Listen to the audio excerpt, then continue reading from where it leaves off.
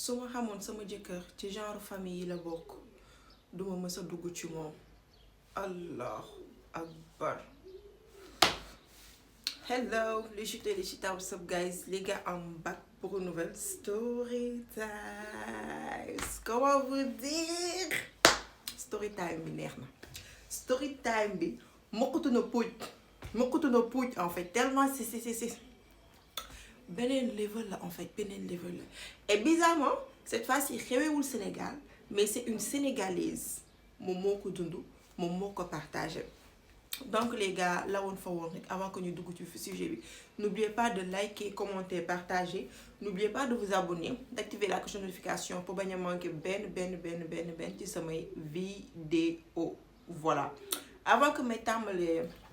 story time bi ci jëm boppam, je voulais connaître votre avis. Je voulais vraiment connaître votre avis parce que dama am benn petite idée dans ma tête et tout, et amoon na samay quelques abonnés yu ma ko mosoon a conseillé, mais vu que j'étais pas trop chaude et tout, maintenant moom maa ngi ciy xalaat bu baax a baax. C'est le fait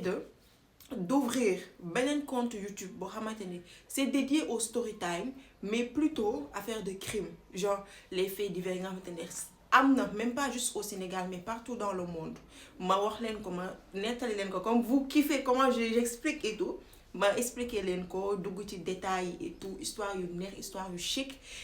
tout en wolof,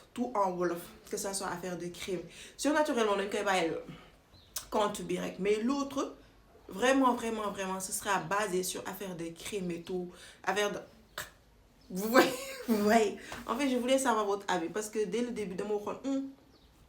est-ce que duma ko boole ci compte bi, mais bëgguma mu mélanger wu, bëgguma vraiment mu mélanger wu parce que vous me connaissez déjà ci compte bi, affaire de surnaturel et tout. Donc dama ko bëgg a bàyyi bi ubbi beneen compte YouTube boo xam ne ce sera vraiment dédié à ça, et je veux vraiment savoir connaître votre avis avant que may lancer wu ci loolu, parce que man sans vous en fait je ne suis personne, je ne suis rien. Voilà. Donc les gars, ñu jublu ci mbiri, de ce fait générique.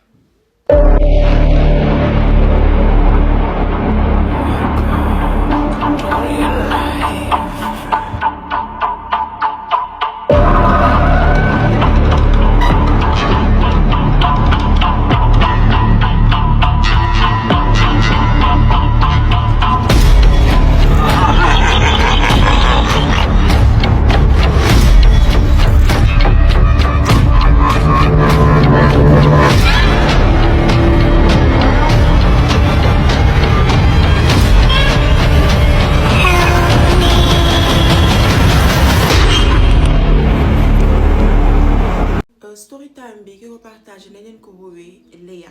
Léa nee na ma coucou Chita, j'espère que tu vas bien et tout. Léa nee na ma Chita, moi je suis sénégalaise et tout de nature, sama papa sénégalais, sama yaay sénégalais, sama famille sénégalais, amuñu kenn ku rax. Sénégal laa juddoo, fii laa yaroo, fii laa màggee. Ba ma demee nag ba am sama bac et tout, dama bëggoon a continuer samay études, mais filière bi mu bëggoon a suivre pour ma def ko fi Sénégal ma génn ci vraiment day xaw a difficile. Donc ma jël option daal di voyager, ma famille m'a aidé, m'a soutenu, ma daal di dem au Canada. Voilà. Nee na ba ma demee Canada début bi vraiment c'était pas trop ça parce que metti na, mais maa ngi boole job étudiant et tout pour mën a subvenir à mes propres besoins, en sachant que man bokkuma ci famille boo xamante ne oh là là yor nañ ko maanaam mani laa mani daal am nañ ko, bokkuma ci famille boobu. Donc ma ne bëgguma leen di sonal, donc je vais me prendre en main. Même si t'as noonu laa ci continuer dem ba def sama licence, master et tout, doctorat. Ba ma paree daal ci ba may nekk sama année doctorat, genre année bi ma war a terminer tout étudier, je rencontre là-bas benn gars. Le gars il était issu de ce pays-là, maanaam gars bi foofu la juddoo, fa la yaru, fa la màggee. Il est de nature ça nanati la sax nag moom canadien. Waa kay, il est de nature canadien, voilà. Nee na ma début bi c'était juste des histoires de sortir ensemble vite fait bien fait, parce que man dama doon wax que dans ma vie bëgguma génn xeet en fait dafa raciste moom nee na dama raciste. Nee na man Sénégal kese amul leneen en fait Sénégal bëgguma woon man dama doon wax dans ma vie su ma daan gis sax genre des potes ñoom tamit dañuy métti genre mariage métis et tout la ñuy am mariage métissé la ñuy am man daf may choqué parce que dama lay wax comment je peux voir les pans de mon pays les pans de mon pays naan damay dem di wëri pain bu beneen dëkk mënu nekk nee ma toog dama leen daan xool j'étais choqué ci ñoom ni ñu daan demee di marié ak feneen mais naka te yoo yàllaa ngi may xaar waa ji certes daf ma neexoon ba muy dugg ci moom c'était pas que je l'aimais mais daf ma neexoon y avait de l'attirance tu vois y avait vous voyez maanaam tu vois benn ko wax ak kenn y avait de l'attirance vous voyez. Donc nous commençons petit à petit, le gars était tellement gentil, tellement adorable, tellement doux, tellement, il va me blesser. Tellement chic en fait, tellement chic, voilà. Mais moi quand commencé à fréquenter, moi là je commence petit à petit à tomber sous son charme, Mais le gars, moi me voir que mon famille me raciste. Vous voyez genre musuma expliquer que ni moom ci famille bu xaw a raciste et pas xaw a sax ci famille bu raciste la bokk mais plutôt ci côté yaayam papaam amul problème ci yooyu mais c'était sa mère mooy problème bi man li ma ànd ak moom yëpp yi ma demee ba nobbu ma ko ba mujj koo noob ba dof loolu yëpp musuma xam loolu parce que daan naa déplacé dem seen kër mais vu que tout le monde dañ daan liggéeyi tout bu ñu daan amee temps bu ñu fa daan dem y avait que nous deux bu ñu daan dem bu ñu daan nekk 3 sax y avait juste son père wala des fois son petit frère et tout donc musuma gis yaayam bañ demee nag ba nar a officialiser mu demandé ma en fiançailles mariage et tout ma daal di accepter donc il fallait que famille doogee commencé di xamante di miinante vite fait ma présenté ko à ma famille en appel visio et tout ñu gis ko ñu ne ma ma chère, on t'a envoyé là-bas pour étudier. Toi, tu ne amènes mari. Ok. Je me dis, je en fait, dans mon voix qui est du yo. Yo mi a fait de wax naan bëggoo yow mi yaa fi doon nekk di wax naan ay bëggoo xaw ma tubaab bëggoo na ni bëggoo na ne tey yaa dam yaa samp noonu ba dëgër ñu may toon ci loolu mën naa leen ñu doole sax comprendre man kii ni moo ko mujjee bëgg sax man sax ça me choque en fait daf ma jaaxal moom aussi pareil mu présenté ma à sa famille début bi je voyais genre am na yoo xamante ne nit du ko nëbb en fait je voyais que ni sa mère bëgguma genre elle faisait semblant devant tous les gens ñu fi nekk ñëpp sa famille parce que dafa organiser woon le gars son copain dafa organiser woon benn petite fête nii pour retrouvailles pour mën a présenter sa fiancée à sa famille et tout pour présenter à ma belle famille à ma future belle famille donc ba ma gis demee y avait tout le monde la dame elle faisait genre mais nit ki boo ko bëggul ñu naan kanam du fen c'est ça nit ki boo ko bëggul bëggoo ko comment elle réagissait comment elle me regardait comment elle me lançait des petits trucs comme ça du genre ki jëppi naa ko genre elle me dégoûte te man genre nekkuma sax sénégalaise de teint clair mais marron foncé noir plus ñuul que Chita en fait donc vraiment je suis origine de mon pays de pure souche donc voilà léegi man je me sentais pas très à l'aise vis-à-vis moom ni mu daan réagir genre sa mère moom ni mu daan réagir mais dama ne bon bof je vais pas faire tout un plat peut-être que premier contact bi rek kese moo tax mu doxalee nii qui sait nee na ma la soirée c'est très bien fini alhamdulilah amul woon beneen problème et tout genre le reste de la famille moom j'avais pas vu loo xamante ne war na ma mettre ci ñoom ou quoi donc alhamdulilah vite fait ba loolu yëpp jeexee ñu jublu ci préparatif de notre mariage ñoom ci taa ci préparatif yëpp j'entendais genre maa ngi dégg ses cousines ñu may expliquer la famille proche ñu may jege di ma nemmeeku di ma wax comment tu vas et tout j'espère que t'es pas trop stressée sama famille aussi pareil ñu ngi may soutenir même son père le père du gars là mi ngi may soutenir en fait mais sa mère genre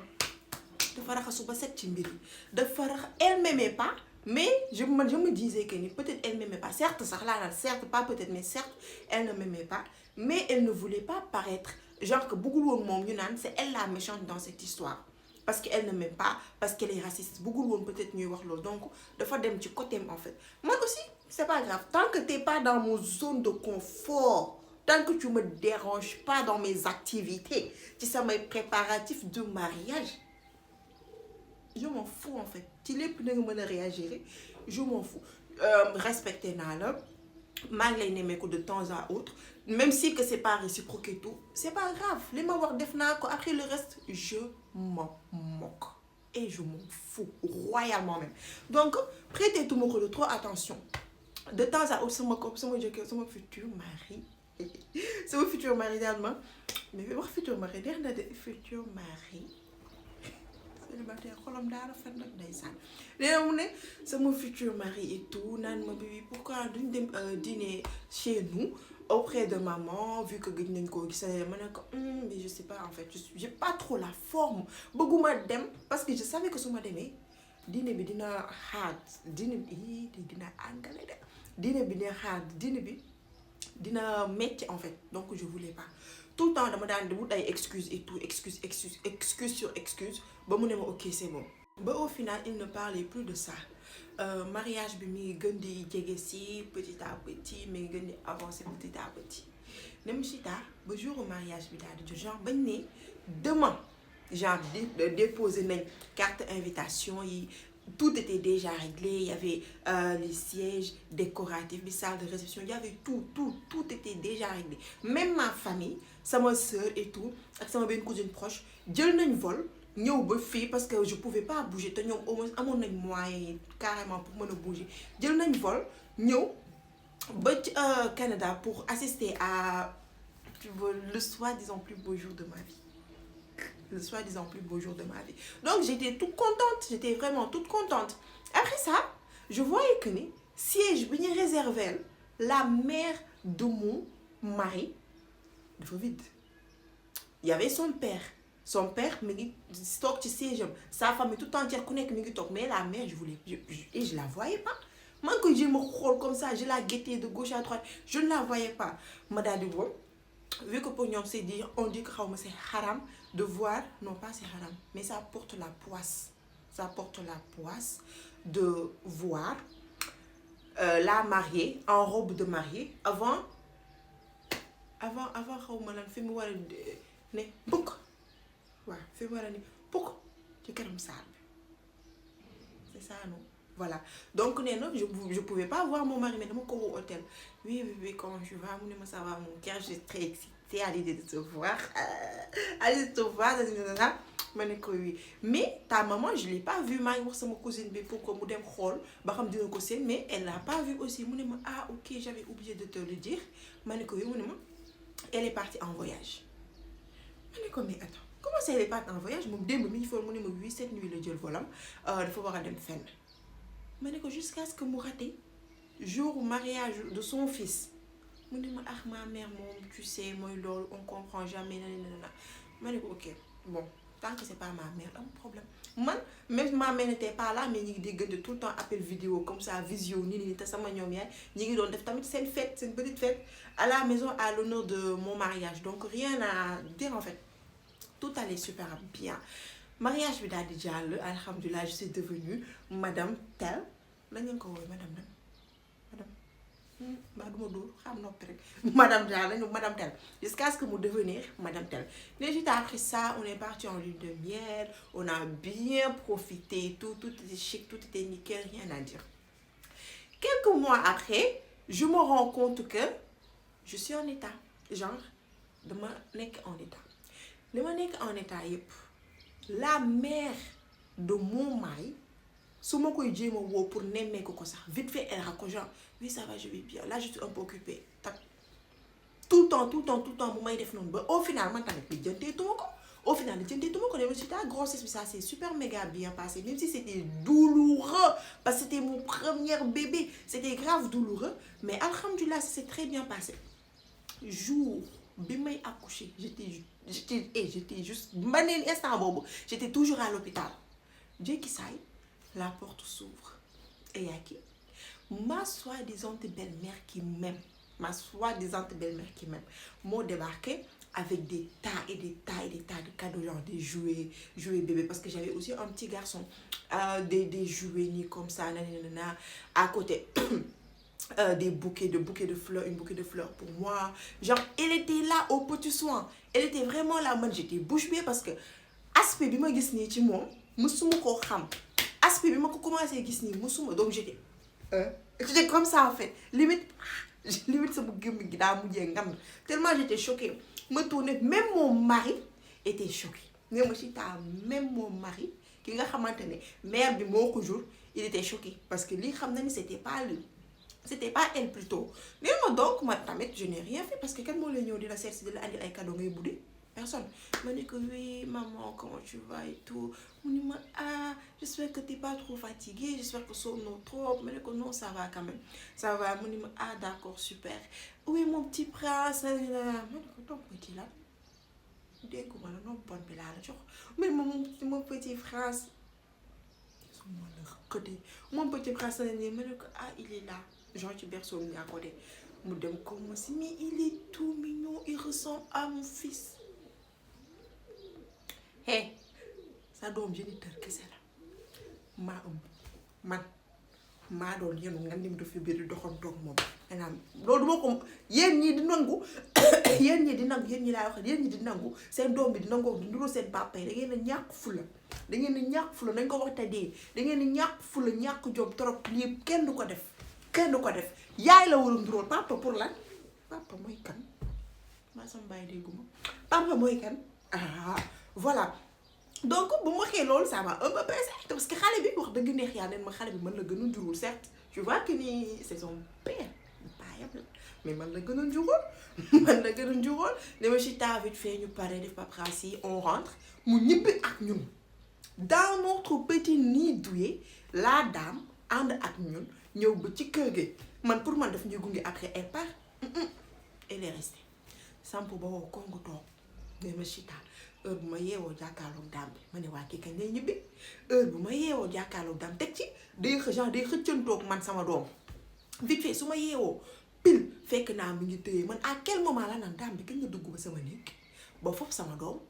ba génn te man yëguma ko en fait à quel moment nen ma des choses tellement étranges mais bàyyi ma ci woon de trop xeer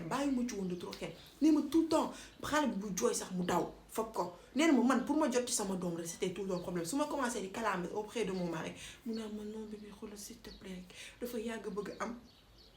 petit fils et tout mi ngi koy doogee am donc ma ne ko mais ok dafa bëgg am petit fils am xoolal am na petit fils mais man c'est mon enfant cet enfant a besoin de mon chaleur instant bi sama doom la maa koy nàmpal maa koy jox mu lekk maa koy toog donc pourquoi tout le temps même pour jot ci sama doom rek c'est tout un problème en fait ça ne se fait pas ne ma te su ma demee di récupérer sama doom fallait voir ni muy ñàngale en fait changer kanam bi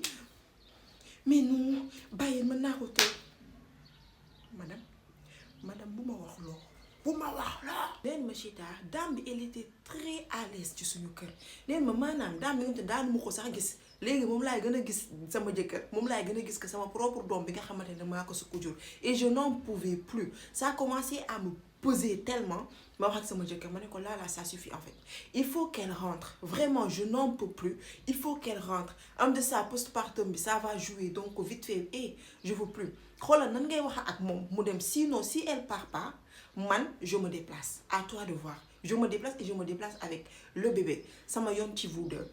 parce que sama jëkkër gisee ni que ni là j'étais pas en train de jouer ci la dem wax ak sa maman elle était vénère mère ñëw naan ma oui je sais que c'est ce que tu cherchais depuis wante mënoo ma tàkkali ak sama waxul doomam de mënoo ma tàkkali ak sama petit prince bi maanaam sëtam mënoo ma tàkkali ak sama sët bi na ma ne ko mais jamais duma la tàkkali ak sa sët duma ko mës a def mënuma ko sax nag ba koy def mais juste dama soxla sama intimité dama soxla sama petit moment yi ma war a am ak sama doom quand tu es là tu me pompes l'air naa ko wax mu dee neexi ça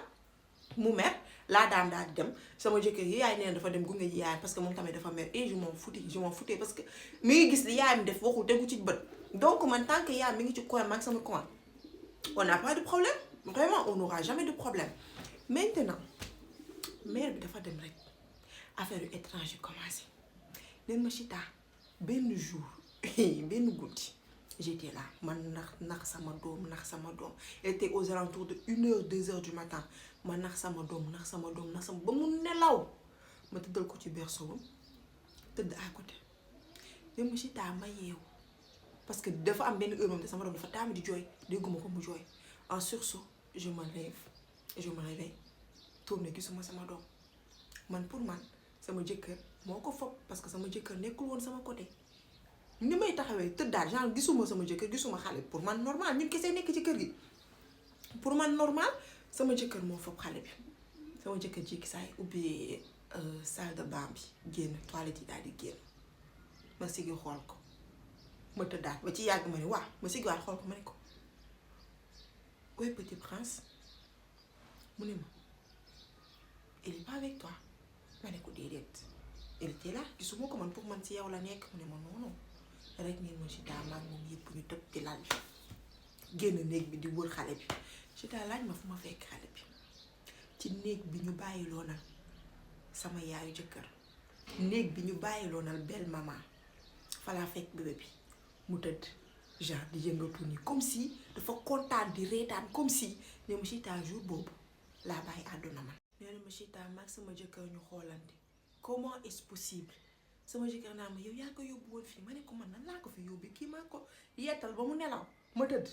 ma yeew gisuma ko gisuma la yow pour man yow la nekkal ñu wër xale bi lan moo ko andi fii ne ma Chita ban explication moo la war a wax ne la lii lan moo ko andi fii en fait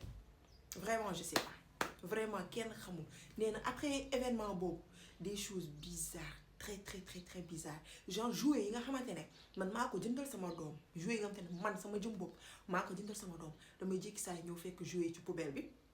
wala jouet nekk ci suuf genre ma ñëw rek dëgg ko rek sama tànk yi metti bu dee jouet nag yi nga xamante ne mère bi moo ko jëndal tout le temps même su ma rangé yi jouet yépp sax damay ñëw fekkaat jouet yi ñu génne ko dugal ko ci biir su xale bi comme ça ci biir su xale bi nee na ma benn jour noonu vu que dama nekkoon en pause je sais pas pause maternité la ñuy wax je sais plus congé maternité voilà vu que dama nekkoon en congé maternité dew ma woon fenn j'étais à la maison avec mon bébé un jour nii il était aux alentours de 14h 15h yooyu ma daal di xiif vu que bébé mi ngi nekk te maa ngi koy teg ci berceau bi noonu nelawul mais mi ngi noonu ci berceau bi tëdd il faisait rien ma ne attends ma dem ci cuisine bi vite fait je me prépare quelque chose à manger vu que j'ai faim ne ma Chita ma dem ci cuisine bi di defar quelque chose jékki saa yi mel ni dama dégg sama baatu belle-mère ci saa si ma taxaw ma xalaat j'ai pas bougé de ma taxaw ma xalaat ma ne mère bi toppee na ma mbooro mère bi ba tey mi ngi ànte samay passé li may continuer di defar samay bagage ma jékki saa yi rek dégg sama reetaanu maanaam sama baatu belle-mère muy reetaan ci saa si ma daw dem ca saal bi ma tegoon sama bébé bi ne ma Chita ma fekk ñu génne sama bébé ci fi ma berceau bi ma ko tëddal ñu génne sama bébé ci berceau bi ma ko tëddal ñu teg ko ci fauteuil bi nga xamante ne sama belle-mère fauteuil boobu kese da daan bëgg toog temps yi mu nekkee ci kër gi yëpp ñu teg ko fa ne ma Chita ma yuuxu ma tiit des phénomènes tellement bizarres affaire bi commencé na ma prendre à la tête en fait affaire bi ñu commencé di ma yéeg ma ne non c'est pas possible sama jëkkër aussi moom mi ngi gis des fois phénomène yu bizarre yi mi ngi gis phénomène yu bizarre mais il voulait rien me dire moom il savait tout mais il voulait rien me dire ba benn jour ma ne ko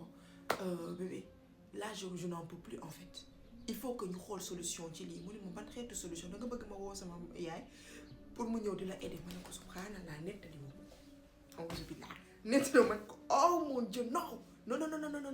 je veux que ñu jéem a wut ay caméra de surveillance ak ay babyphone waaw ak ay babyphone xaw ma ñu teg ko ci kër gi yëpp comme ça au moins tout le temps dinañ mën a gis dinaa mën di gis xale bi ci lan la nekk ko lan moo koy yëkkati ci berceau bi genre parce que c'est trop bizarre sama jëkk naa ma sûrement yow mi yaa ko yëkkati yow ma ne ko man yëkkatiw ma ko nga naan maa ko yëkkatiw ma xale bi benn yoon en fait parce que là ça commence à être très chelou et je n'en peux plus mu ne ma non ne ma Chita may wax sama jëkk naa ma non bëggul ay caméra de surveillance ci kër gi na sama xol bi di jeex mais vu que il voulait pas maa ngi wax il voulait pas ma ne ok damay bàyyi ba mu liggéey j'achète yu discret ma installé ko ci kër gi sans son autorisation du ci yëg dara du ci xam dara juste lépp ma réglé ko sama téléphone comme ça je pourrais tout suivre à la trace bu xamee bu ma demee am ay preuves ci affaire ni muy demee bu ko gisee moom dootul amati lu muy wax donc c'est ce que j'ai fait le lendemain mu daal dem liggéey ma jël sama doom teg ci oto bi dem ci boutique ba prendre des caméras de surveillance yu ndaw en fait yu discret très discret ma ñëw en placer lépp defar lépp régler lépp et tout ba affaire di ñëw sama téléphone nen ma Chita guddi googu sama jëkkër wàcc on a bien mangé on a discuté on a rigolé ma neex ma yeetal xale bi yeewaat ma ne ko sonn naa tey mu yaa koy yeetal mu yeetal ko ba xale bi nelaw nen ma Chita sama jëkkër tëddal xale bi ci biir soom ci suñu wetu lal ma tëdd sama jëkkër tëdd xaaju guddi ma yeew genre en sursaut xaaju guddi ma yeew en sursaut ma ne tàppat la jukk en sursaut tourné xool sama doom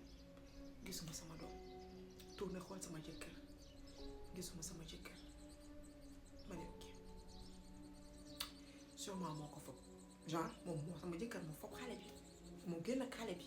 mais tey au lieu que may jug di paniquer non vu que j'ai les images et tout en direct sama téléphone ma jël sama téléphone commencé di visiter kër gi pièce u kër gi dem ci ta imagine quand je vois sama belle-mère vêtue tout en noir mi ngi sol robe bu ñu kooku comme robe mariée teg genre col nii bu lang ba ci suuf comme mariée téye nii comme ça sama bébé bi téye ko nii di ko xëcc sama jëkkër mi ngi bëgg a récupérer xale bi mu naan ko nii non genre di xëcc nee na ma man dégguma woon bu baax la ñuy wax mais je voyais les images mi ngi koy xëcc genre comme si sama jëkkër da ko bëgg fa bu mu récupérer xale bi moom mu bañ sama jëkkër daal di énervé commencé di wax di yëngatu je voyais qu'il était énervé mais j'étais choquée bouche bée ci scène bi ma gis ci saas gi ma jug rek teg téléphone bi di jubal ci sama pièce fi ma gis sama jëkkër ak sama belle-mère bi ma dem fekk fekkatuma fa sama belle-mère de ma dem fekk sama jëkkër mi ngi fopp xale bi pour dellu si ci néeg bi ma ne ko où est-elle qu'est-ce qu'elle fait ici surtout guddi gi xaaju guddi gi lu mu fiy def la ni mu ne ma tu parles de qui ma ne ko ta mère je l'ai vue na mu ne ma non bébé da ngay gént xaw ma ne ko géntuma je gént pas j'ai bien vu ta mère mu sol tout en noir téye xale bi à quel moment la dugg si ci kër gi la dugg ba sama néeg fopp sama doom génn ak moom te yow la comment ça se fait nga xam loolu ba pare dem di ko récupérer ne ma Chita maa ngi énervé j'étais en larmes te jëkkëf sama doom téye ci moom ma ne je n'en peux plus en fait il faut que je quitte cette maison ne ma Chita ci guddi gi laa jël xale bi dugal ko ci oto bi génn dem à l'hôtel fa laa passé restant nuit bi sama jëkkër di ma enchaîner appel di jëluma ko mu daal may bàyyi note audio genre note vocale et tout ci téléphone note audio yi ñu naan votre correspondant non veuillez laisser un message après le bip sonore waa Orange ne wax xamu na ñoom lu ñuy wax ne ma ci saa gi mu bàyyi audio ñu notifié ma ne que bàyyi na ma note vocale ma commencé di ko déglu mu may expliquer naan ma oui je voulais pas te le dire parce que je voulais pas que yow nga daw ma xaw ma lan je sais qu'on n'est pas des personnes normales nekkuñu ay nit yu xamante ne on est des personnes normales lambda juste que man je t'aime et je ne fais pas ce que ma mère fait sama papa deful li sama yaay di def sama rakk sama famille deful ñu sama yaay kese moom moo ci bëggul génn à 100% te mënuñu ko forcer la main xale bi nag dafa yàggoon a bëggu doom boo xamante ne moom moo koy relever genre man la bëggoon ma relever ko genre man ni ñuy wax relever genre ma remplacer ko mais man j'ai jamais voulu sama petit frère aussi bëggul donc dafa bëggoon jël xale bi yar ko ci loolu ba xale bi bu màggee immédiatement ci côté am lay dem te man jamais au plus grand jamais du ma bàyyi loolu mu am jamais au plus grand jamais du ma bàyyi loolu mu am man yow laa bëgg sama doom bëgg naa ñu yar ko nous deux vraiment s'il te plaît wax ma fan nga nekk je viens te chercher il faut qu'on discute nana ne ma Chita je suis restée une semaine ci hôtel boobu après ça ci laay doog a ñibbi à la maison ba ma ñibbee sama jëkkër mel ni ku dof genre kanam gi changé yére yi liggéeyul deful dara na ba ma toogee bu may gën a expliquer naan ma waa famille wam dañoo rax genre ñi dañoo nekk lii sa maman ñun yàgg nañ xam ne yaayam loolu la mais pour moom génn na ci pour moom yaay ji génn na ci or que non en fait te mënuñu ko forcer la main parce que ci ancienne yi la bokk ci mag ñi la bokk ne yow ci taa instant bi ba tey maa ngi ak sama jëkkër maa ngi ak sama doom mère bi tegatul tànk ci kër gi parce que carrément y a les caméras de surveillance et tout te dama ko woo téléphone wax ko samay 4 vérités wax ko sama ne ko la prochaine fois que je te vois ci sama alentour kër sax tu sauras de quel bois se chauffent les Sénégalais en fait comprendre ne ma depuis nag gisatuma ko mais instant bi j'ai très peur parce que cette dame là elle est prête genre elle est engagée pour li mu bëgg am mu am nee ma donc vraiment faites attention xam leen fi ngeen teg seen tànk parce que le monde-ci est très bizarre. Voilà, c'était son histoire à Léa. J'espère que ça vous a plu. Mon moral de l'histoire, en fait, ne faites confiance à personne. Vraiment, ne faites confiance à personne. Au moins, ouvrez l'œil. La fille là, peut-être vous savez où ligne. Est-ce que qui est du Dieu le xale bi rek daal dem ak moom? Est-ce qu'il y a du xale bi rek dem ak moom? Donc faites attention à vous. Prenez soin de vous, prenez soin de vos proches. Mais lépp ci fair play. Lépp avec ouvrez bien l'œil. Voilà. En tout cas, c'était tout, la team. J'espère que ça vous a plu. Laissez-moi des commentaires, donnez vos avis. Et aussi, donnez vos avis par rapport à ce que je vous ai dit début vidéo. Je vous aime trop. Bisous!